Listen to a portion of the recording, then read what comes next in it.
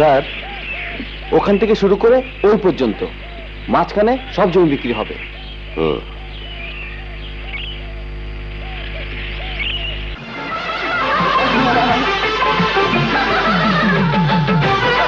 আচ্ছা শোনো বলছি। আশা,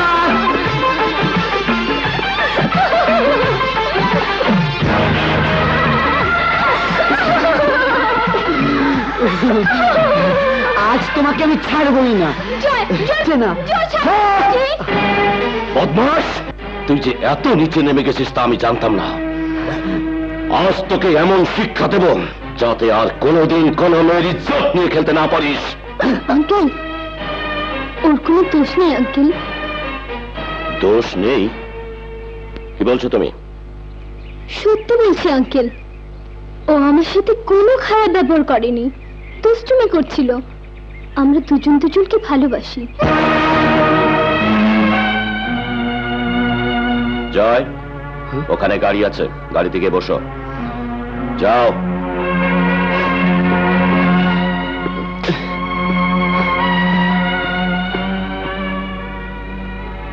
ওকে তুমি ভালোবাসো? জানো ওর চরিত্র? জানি, সে মিথ্যে অভিযোগ তো আমি দিয়েছিলাম। কি বলছো তুমি? হ্যাঁ আঙ্কেল, জয়ের উপর জিদ করে মিথ্যে অভিযোগ এনে আমি ওকে কলঙ্ক দিয়েছিলাম। থামো থামো থামো, তোমার কোনো কথা এখন এই মুহূর্তে আমি শুনতে চাই না। তুমি কাল আমার বাসায় আসবে, তখন শুনবো।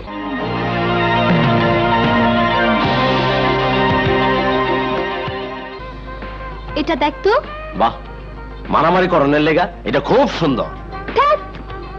মারামারি করতে যাবো কে বললো?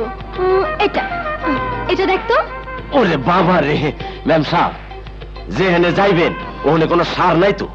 কেন? না মানে সারগো লাল রংটা পছন্দ না, দেখলে গুতাইতে চায়। তাহলে থাক, রিস্ক নিয়ে কাজ নেই।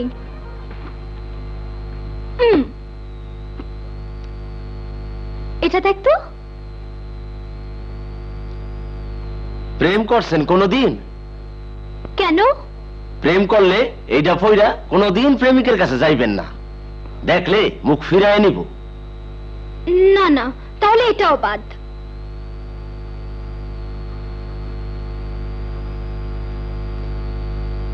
এটা দেখতো। এইটা পইরা রাস্তায় গেলে বেবাক মানুষ ছুটতে আইসা বুকে জড়ায় ধরবো। আরে না, ওরকম হলে হবে না। সব পুরুষ মানুষ চলে আসুক এটা আমি চাই না, শুধু একজন পুরুষের পছন্দ হলেই চলবে। বল না হবে তো?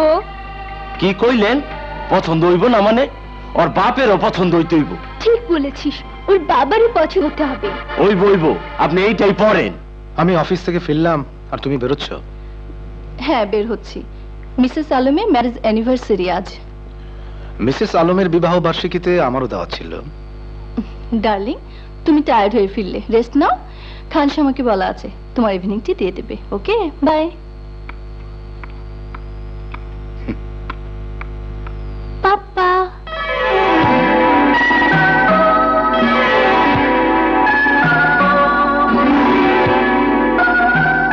দেখো তো কেমন লাগছে। অপূর্ব। যেমন খুশি তেমন সাজোর প্রতিযোগিতা আছে নাকি? পাপা,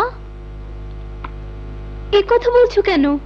না, শাড়ি পরতে তোকে কখনো দেখিনি তো, তাই বলছিলাম। ঠিকই ধরেছ, যে প্রতিযোগিতায় একটি বাঙালি মেয়েকে শাড়িতে মানায় সেই প্রতিযোগিতা আছি। হ্যাঁ, রবীন্দ্রসঙ্গীত গাইতে হবে নাকি? প্রয়োজন হলে গাইবো।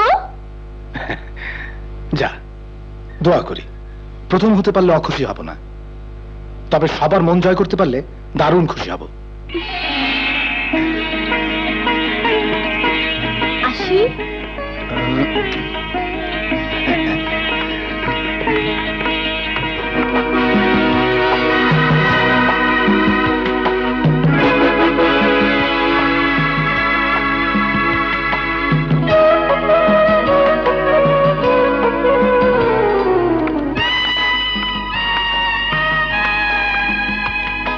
আসসালামু আলাইকুম, আমি এসেছি আঙ্কেল।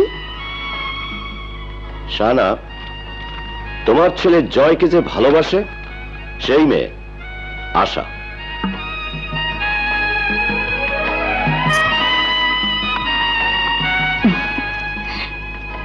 বেঁচে থাকো মা, বেঁচে থাকো। বাবা বাবা, ভারী মিষ্টি মেয়ে, জয়ের বউ হওয়ার যোগ্য মেয়ে। হ্যাঁ, জয়ের বউ হবার জন্য যা যা প্রস্তুতি দরকার সবই আশা নিয়েছে।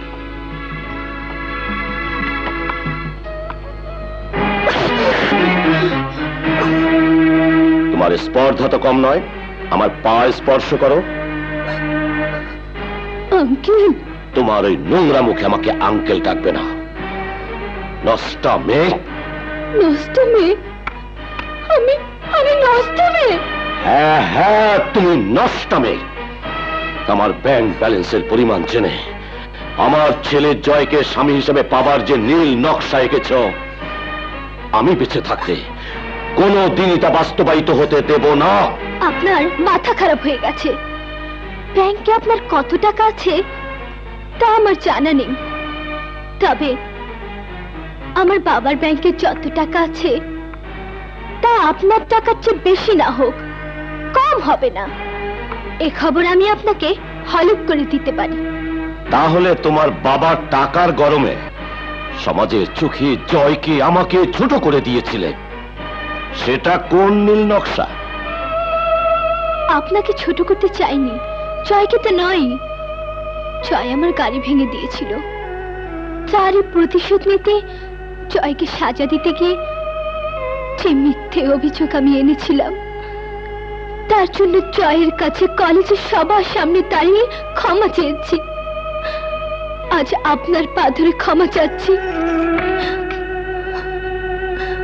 আমি জয়কে ভালোবাসি, জয়ও আমাকে ভালোবাসি। শুনছো, মেয়েটি তার ভুল বুঝতে পেরেছে। আশাদের যে বয়স, সে বয়সে এ ধরনের ভুলের পরিণতি যে কতটা মারাত্মক হতে পারে তা ওরা বোঝে না। ওকে তুমি মাফ করে দাও। শাহানা, ওকালতি করো না। তুমি ওকে কতটুকু চিনতে পেরেছ? জয় ওকে হাড়ে হাড়ে চিনেছে।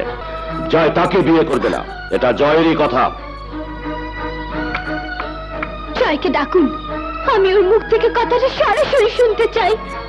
জয়, জয়, জয়, জয়। চিৎকার করে লাভ হবে না।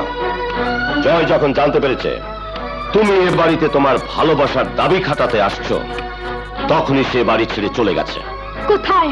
কোথায় গেছে বলে যায়নি, তবে এটুকু বলতে পারি, তোমার ডাক জয়ের কানে আর কোনোদিনই পৌঁছবে না। এবার তুমি যেতে পারো।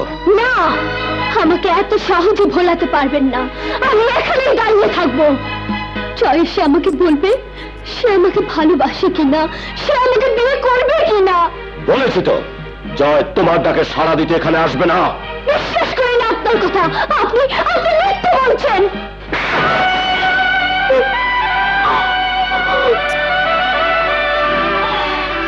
দারোয়ান, খানসামা, হায়া।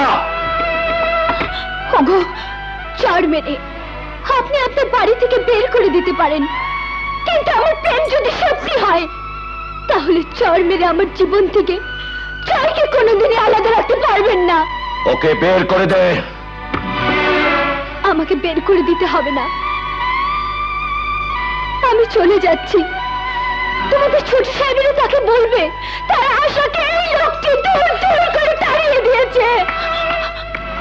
না না, আসসালামু আলাইকুম।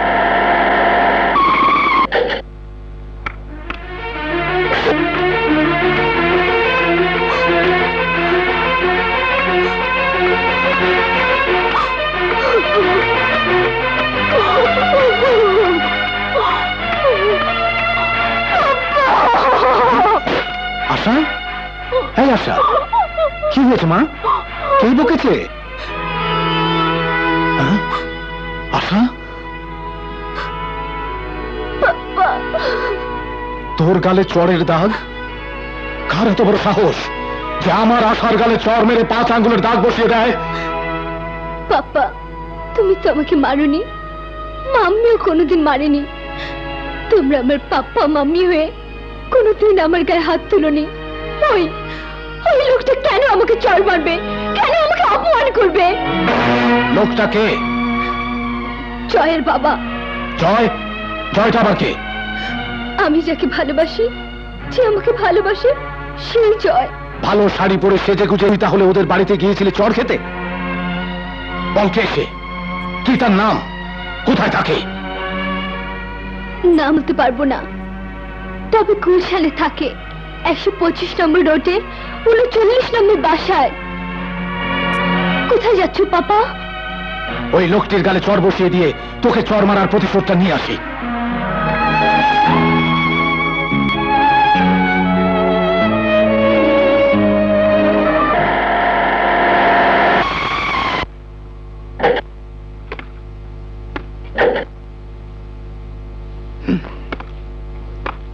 আসসালামু আলাইকুম।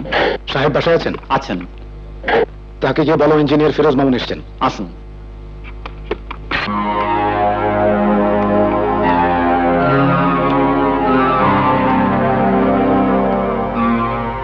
বসুন। হুম।